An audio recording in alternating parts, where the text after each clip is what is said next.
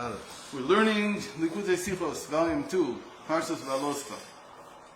And what here appears to be chapter 1, but really is chapter 2. But what can we do? They misnumbered them. No, it's number 1 of the new city. Yeah. Okay, anyway, so we'll start from page 24. So we talked yesterday about the fact that everything should be with a disposition of love, with a disposition of caring for other people. That's the only way to spread goodness and Yiddishkeit and Torah and light in a way that's always good. It always works. Whereas it's not that he says the other dispositions are wrong. He just says that you're megashesh, that you don't know for sure if it had the effect that you wanted or not. And again, as I said again, the amazing thing is that he said this in 1956. And I don't think anybody back then even could fathom that the world was going in that direction. Okay. Now, what else can he learn from the menorah? הסדר בהפצת המעיינות חוצה הוא לא להמתין עד שאלה הנכללים בגדר חוצה יבואו למעיינות, אלא יפוץ המעיינותיך החוצה, לצאת החוצה ושם להפיץ את המעיינות. It says the way that you should be spreading the well springs of Torah is not to wait until those who are on the outside come inside to the wellspring, but rather to take the wellspring and bring it outside. בדרך זו יסודה באהרון הכהן. We learned this from Aaron himself, שעליו נאמר, אוהב שלום ורודף שלום. אוהב את הבריות ומקרבן התורה. אהרון לא המתין עד שבאו אליו, אלא הקדים והלך עליהם. It's the fact that he pursued peace, that he loved all of God's creation, and he pursued peace, he pursued the people. And he came to teach them even without them asking him. והוא הלך לבריות, and he went to others. כלומר, גם לאלה שהם בהם כל יתרום מלבד היותם בריות, ברואי הקדוש ברוך הוא גם אליהם, הלך אהרון בקרבם לתורה. So even those who are just called creations, whose only legitimacy, as it were, of existing is the fact that God wants them to exist. And as we know, there's many stories like that from the Baal Shem Tov. But I'm not sure that this particular one is from the Baal Shem Tov. I think it's from someone else. That he once sent his Talmidim to go see somebody who was, we called him a very, very holy man. And they found him. And they saw that he was drunk all day. And he would just sleep. In his drunkenness, he would sleep. He would wake up in the morning. And then a couple of hours later, he was already completely inebriated. And he'd sleep the whole day. And the same thing would happen the next day. And that's how he lived. So they came back and they said, we saw what he does, and we don't understand why the Rebbe said that he's holy. So he says, you don't understand. It says, this is where it doesn't fit for the Baal Shem Tov, but it could be. He said to them that his neshama, his soul, in the previous Gilgul, was a very learned and holy person. But there was one thing that he didn't do with the real intent. It's Birkos HaShachar. He didn't say the blessings in the morning with the intent he should have. So when he passed away and he went up to heaven, he asked him, look, we can give you another chance to go down and fix this. If you want, you don't have to. So he said, why would I risk it? Well, what if I go down and I don't come to the same conclusions I did in my previous lifetime? And I become a veer from the way, from the path. So he said, "Look, we can organize something for you. We have a deal. What's the deal? The deal is you'll be drunk. You'll be completely addicted to alcohol. And so you wake up in the morning, and you'll have to have alcohol, and all you'll have time to do before you drink." You say Birkos HaShachar, and that because it's the only thing you're going to do all day, because you're going to know that about yourself. That you'll say with great intent, and then you'll start drinking, and that'll be the end of the day. You'll never sin, you'll never do anything wrong, but you also won't really have a life. So, it's a famous story though. I have to figure out who it is. So he agreed. And he said, that's why I came down. What was the point? So why did I send you to see him? I sent you to see him to never judge person based on what you think you see. There's always, there could always be a reason why it is the way it is, meaning that this is to save him from something. So, okay. Anyway. When Friedrich Rebbe came to America in 1940, he said America is not different. And he said, you won't even build one yeshiva here. You only built one yeshiva here. He sent Shluchim out to go and open new yeshivas. And when came out of Shanghai, it been 5 years. He eventually made it in 1970. But he had time to turn around. When the Rebbe sent him to Los Angeles, there wasn't a Jew in the whole of California. So it was in 1945, 1946. So this was already 10, 15 years before this. Yeah, but he spoke to him and explained to him what he wanted from him personally. This is a public address. This is Isha coming in. First you got to build the floor, then you got to build the walls, then you put the ceiling up, and then you can open the hall. The Rebbe didn't have time for that. No, the Rebbe worked in a very, very systematic manner. Systematic and non-systematic. Again, when you're dealing with a person on a personal level and an individual level, you don't have to be that systematic. If the person is willing to listen to you, so you can jump, you can skip over stages. They needed people to speak to, and then those people brought in more people. Right. So here, somebody told me, it's true, not true, doesn't matter. It's how he feels. He says that from his perspective, people went to Farbrengens not because they were waiting to hear what the Rebbe was saying. People went to Farbrengens because they felt an obligation to go to Farbrengens. It was part of what it meant to be around the Rebbe. Why were they around the Rebbe? For different reasons. Everybody had their own reason. So it took many, many, many years of the Rebbe speaking and repeating the same message in different forms, in different ways. Again, he never repeated himself, mamish, but he kept saying the same point. Until people began to understand, until there were people who, I guess, were born in 56. And then when they were in 76 and 80, they were old enough, they said, what have we been hearing for 25 years?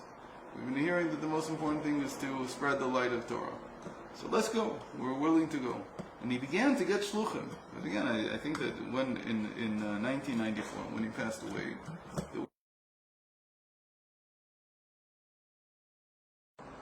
what? No, I don't think so. Check it. Check with the numbers. In any case, so Aaron did not wait for people to come to him. He went to other people. He spread peace in the world. But the important thing is, and this is something he repeated many times, Hu kervam el Torah. It says that he brings them closer to Torah, meaning he brings them to Torah. Lo shekirev Torah lehem. He doesn't bring the Torah closer to them. And again, this is very interesting because you could understand that he brings the Torah closer to them, being to translate it so that people can understand what in the world the Torah is saying. Dilute. Okay, but that's a different thing. There's translation, there's dilution. Even in translation, like you said, I don't have to say everything right away. Again, there's certain things I don't want to tell somebody right away because it's going to take time for them to be able to accept something like this. Maybe they'll never accept it, I don't know. But the Rebbe took this in a very specific way. He said that he didn't bring the Torah closer to them, meaning, he did not try to accommodate the people and change the Torah so that it would fit with their lifestyle. He didn't make any kind of compromises in what the Torah says. So he did not bring the Torah closer to their spirit, to where they're holding, to their disposition, but rather he brought them to the Torah itself, the Torah as it is, whole as it is. Chapter 2.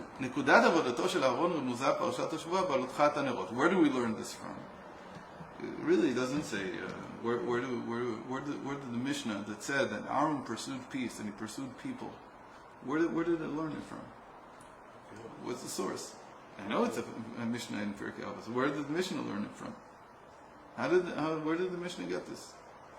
So the simple reason is because we see that after Moses passed away, they only mourned him for 30 days. And it says that some of Israel, it doesn't say all of Israel, But when Aaron passed away, That's the famous Rashi. Okay. Rashi is also based on, right? on that. But that's the source, because there's a discrepancy. When Aaron passed away, everybody mourned him for 40 days. There was something. I think it's 40. I think it's more time than Moshe Rabbeinu. But in any case, it was everyone. And for someone to be loved by everyone, first of all, we've never seen such a thing. But let's say we believe them, that that's how it was. And everybody without exception loved Aaron. That requires a very special type of person. Almost the type of person we've never seen. We don't even know what you're talking about. Is there such a person? So maybe in our generation, there was the closest thing to Aaron, maybe was Aryeh Levine. Maybe he was like that. That everybody loved him. Can you think of anyone else that was like that? What? The Mayor Sharon didn't love him when he went to wherever he went to live, and he said, I'm following this path. There's a lot of people against him. We never said what it says in Pirkei Avos, right? I told him the famous quote. So, in any case, I don't know if there's ever been someone that after he passed away, everybody mourned him. Aaron would be the only person in the world. How could it be such a person? So it must be that he went out to people, that he did not wait for people to come to him. But the Rebbe says it has another source, and the source is in our parsha, Parshas Beha'alotcha.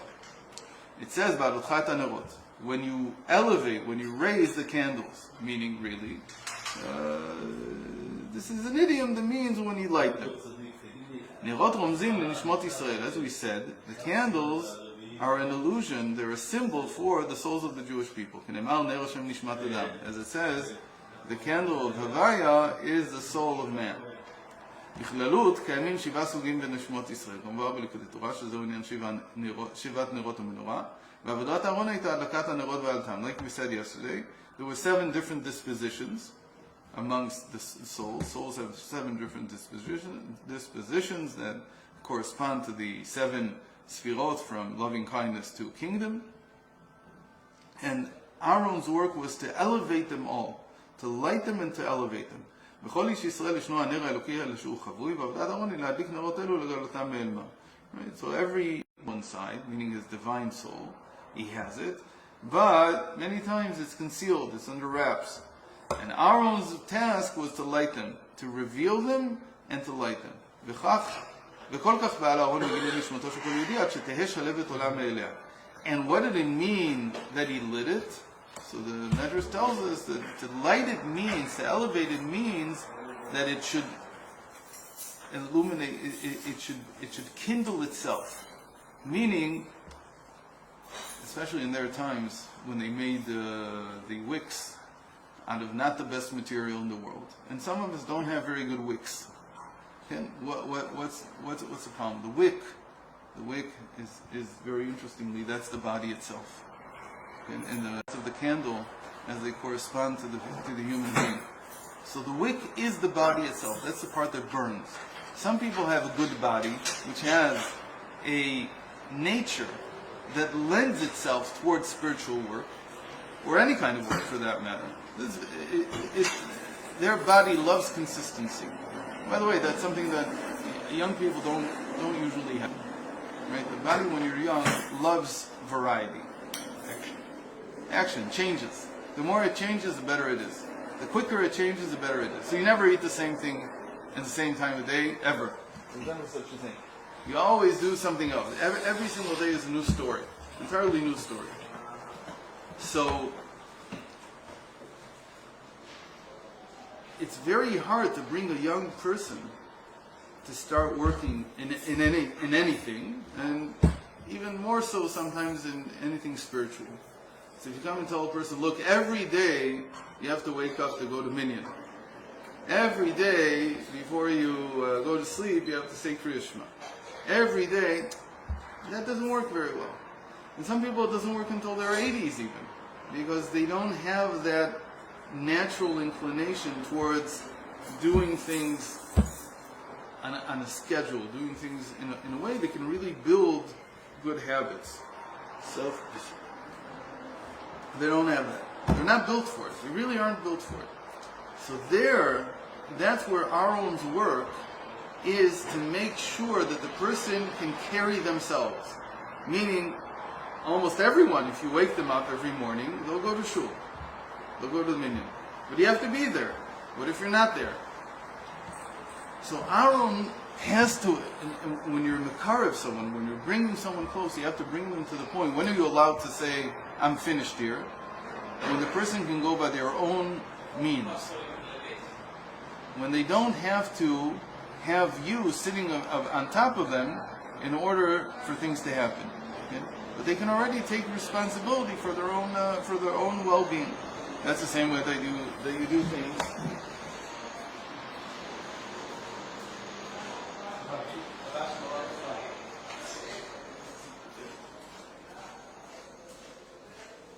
So you do the same thing with the children, right?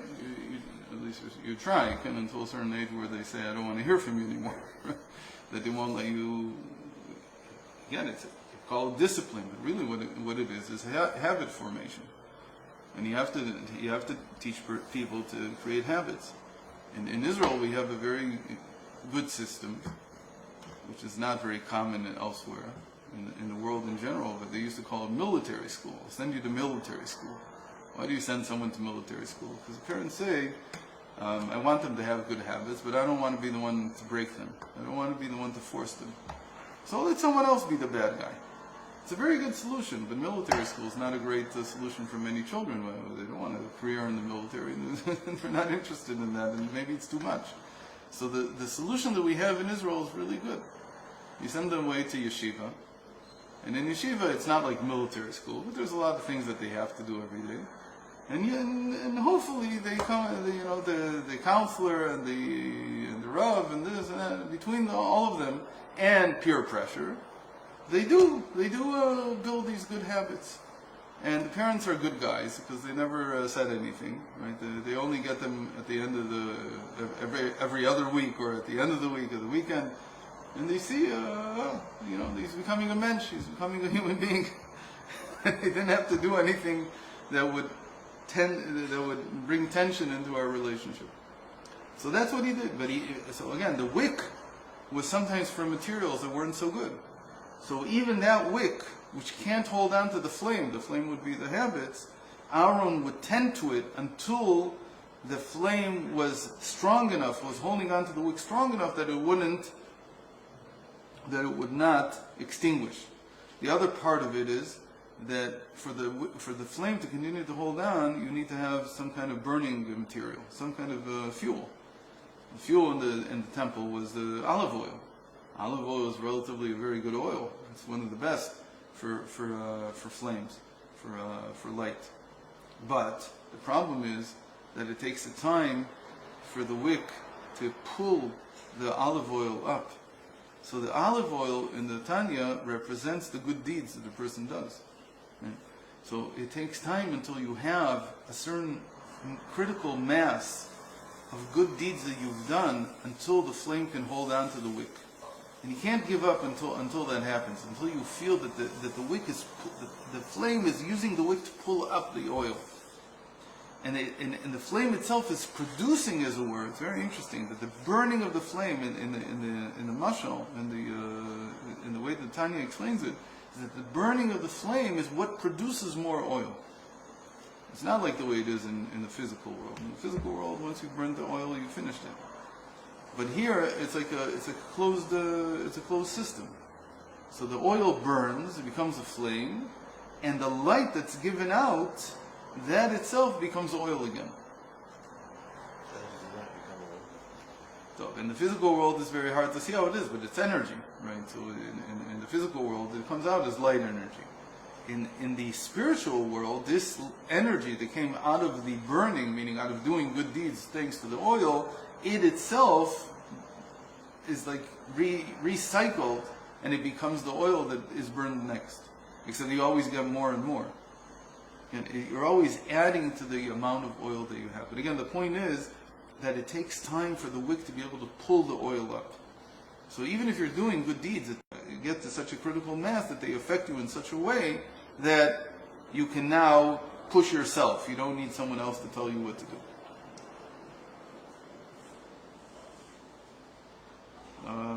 כל זמן שנר הוויה של הבריות זקוק להדלקתו של הארון, לא הגיעו הם עדיין לתכלית. As long as they need Aaron to tend, the goal is that they be able to invigorate themselves. They can motivate themselves. העבודה צריכה להיות הדלקת הנר עד שהשלבת תעלה מעליה, כשאין צורך עוד בהדלקה, והיא דולקת ומאירה מעליה. Right? So you keep holding the flame with which you're lighting the new candle until you see that the oil is being drawn up, and no matter how bad the wick or how good it is, it's already illuminating by itself, without you having to continue to hold the flame to the new candle. I think we need to end, right? Okay, so we'll continue tomorrow. And hopefully tomorrow, the next day, we only have tomorrow. So tomorrow we need to finish somehow. At least finish one more. We have a little bit of next week also. You can finish it tomorrow.